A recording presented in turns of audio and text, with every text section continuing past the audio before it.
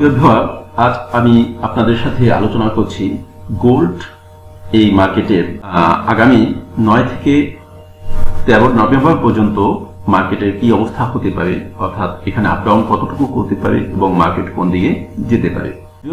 আপনারা হয়তো অবগত আছেন, যারা মার্কেট নিয়ে সার্বক্ষণিক অ্যানালাইসিস করে থাকেন, যে গত ট্রাম্প নির্বাচনে আসার পর থেকেই গোল্ড তার স্ট্রংনেস অবস্থাটা ধরে রেখেছে। মূলত ট্রাম্প ক্ষমতায় আসার পরে থেকেই দেখা গিয়েছে যে সারা বিশ্বের শেয়ার মার্কেটের উপরে জনগণের সামান্য কিছু হলেও একটি অনাস্থা বিরাজ করছে, যার কারণে যখন মানুষ বিভিন্নভাবেই মার্কেটের প্রতি কিছুটা হলেও উইক থাকে, তার নেতিবাচক দৃষ্টিভঙ্গি থাকে, তখন তারা সেফ হেভেন হিসাবে গোল্ডকে বাছাই করে নেয়।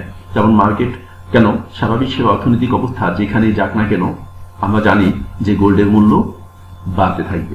তো সেই হিসেবে গোল্ডটাকে মানুষ আপনার বাইয়ের উপরে রেখেছে এবং মার্কেট আস্তে আস্তে আস্তে আস্তে দীর্ঘ দিন যাবৎ মানে গোল্ডটা টপে চলে গিয়েছে। বর্তমান নির্বাচনে জো বাইডেন যখন নির্বাচিত হয়েছে তখন হয়তো এই অবস্থাটা আস্তে আস্তে আস্তে আস্তে অনেকটা কেটে যাবে। সেই হিসেবে গোল্ডের যে স্ট্রংনেসটা দীর্ঘদিন যাবৎ ধরে রেখেছে, এটা আস্তে আস্তে আস্তে আস্তে এখন উইক হতে থাকবে। যাই হোক প্রিয় ভিউয়ার, আমি যেটা আপনাদেরকে বলছিলাম যে মার্কেট বর্তমান যে অবস্থানে রয়েছে, এই অবস্থান থেকে একচুয়ালি সে কোন দিকে কি যেতে পারে, এই বিষয়টা সম্পর্কে আমি আপনাদেরকে আজকে অল্প হলেও একটি আইডিয়া দিচ্ছি।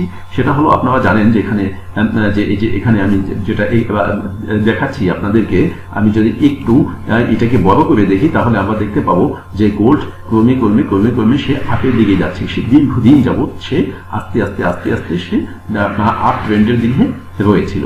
তো এই যে আপ ট্রেন্ডের দিকে রয়ে গোল্ড বর্তমানে রয়েছে এই মার্কেট ক্লোজে, যেখানে মার্কেট ক্লোজ হয়েছিল 1951-তে এসে সে 1951.24 এসে গোল্ড ক্লোজ হয়েছে। তো এই জায়গা থেকে গোল্ড একটুয়ালি যদি আপের দিকে টান দেয় তাহলে সে কতটুকু যেতে পারে এই সম্পর্কে আমি আপনাদেরকে একটু বলছি। বর্তমান যে অবস্থানে গোল্ড রয়েছে, এই অবস্থান থেকে যদি গোল্ড আপে যায়, অর্থাৎ সে যদি মার্কেট খোলার পরে সে যদি তার আপ ট্রেন্ডে সে ধরে রাখে, তাহলে গোল্ড এই জায়গা থেকে 1980 বা 90 পর্যন্ত সে এখান থেকে যেতে পারে। 1980 বা 90 যদি ভেঙে ফেলে সে, তাহলে সে 2000, তো এখানে মাত্র 20 পিপসের একটা ব্যাপার, এটা কোনো ব্যাপার না যে এখান থেকে সে 2000 সে অনায়াসে যেতে পারে, চলে যেতে পারে। যদি এই 2000টা কোনোভাবে সে ভেঙে ফেলে, তাহলে সে এই জায়গা থেকে 2080 পর্যন্ত গোল্ডে ওঠার সম্ভাবনা আছে। অর্থাৎ বর্তমান অবস্থান থেকে তার সর্বশেষ তার রেজিস্ট্যান্স লেভেল হলো 2080 পর্যন্ত।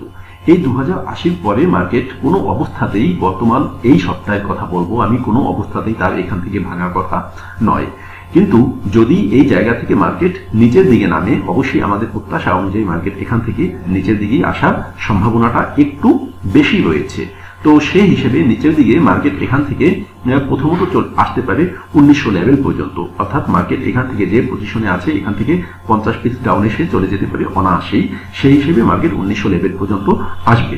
1900 লেভেলটা যখন সে ভেঙে ফেলার পরে মার্কেট এই জায়গা থেকে, আপনাদেরকে জন্য আমি এখানে আগে অঙ্কন করে রেখে দিয়েছিলাম, যেটা হলো আপনার 1800 ধরে নেন 1845 পর্যন্ত মার্কেট এখান থেকে চলে আসতে পারে।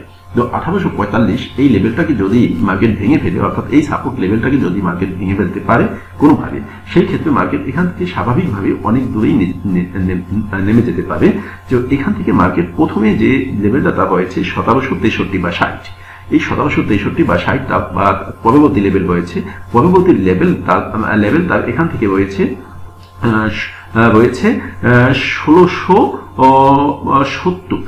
1670 লেভেল পর্যন্ত তার এখান থেকে তার সাপোর্ট লেভেল রয়েছে। যাই হোক প্রিয় ভিউয়ার, এখন বিষয় হলো যে এই যে অ্যানালাইসিসটা আমি আপনাদেরকে এখানে দেখালাম, এটা হলো গোল্ডের ডেইলি ক্যান্ডেল অনুযায়ী। যদি আমরা গোল্ডের H4 অনুযায়ী আমরা একটু বিশ্লেষণ করি, তাই H4 অনুযায়ী বিশ্লেষণ করলে মার্কেট এই জায়গা থেকে, আপনাদেরকে যে কথাটা আমি বলেছিলাম কিছুক্ষণ আগে, ঠিক এই অনুযায়ী মার্কেট আপনার 1970 বা 80 পর্যন্ত সে যেতে পারে। এই লেভেলটাকে যদি ভাঙে মার্কেট, তাহলে আপনার মার্কেট 2000 লেভেল পর্যন্ত সে যেতে পারে। তো আপনারা বিভিন্ন টাইম ফ্রেম ইউজ করে আপনারা এটা ছোট ছোট অ্যানালাইসিসটা আপনারা করবেন। আমি যেহেতু ডেইলি এবং H4 অনুযায়ী আমি আপনাদেরকে অ্যানালাইসিসটা দিলাম, আমি এই মার্কেট নিয়ে আসলে কতটা আমি ডিপে যাওয়ার এখনো এরকম সুযোগ আমি পাইনি। আমি আশা করি আমি এই মার্কেট নিয়ে আরো বিভিন্নভাবে ঘাটাঘাটি করে একটু ডিপে গিয়ে আপনাদের ধারাবাহিকভাবে আপনাদের সাপ্তাহিক যে এইগুলো ক্যালকুলেশনগুলো, সাপ্তাহিক যে মার্কেটের আপ ডাউন অর্থাৎ রেজিস্ট্যান্স লেভেল, সাপোর্ট লেভেল, আমি এইগুলো আমি আপনাদেরকে পর্যায়ক্রমে ধারাবাহিকভাবে দিয়ে যাব। সেই ক্ষেত্রে আপনারা আমার সাথে থাকেন। সকলকে ধন্যবাদ জানিয়ে আজকে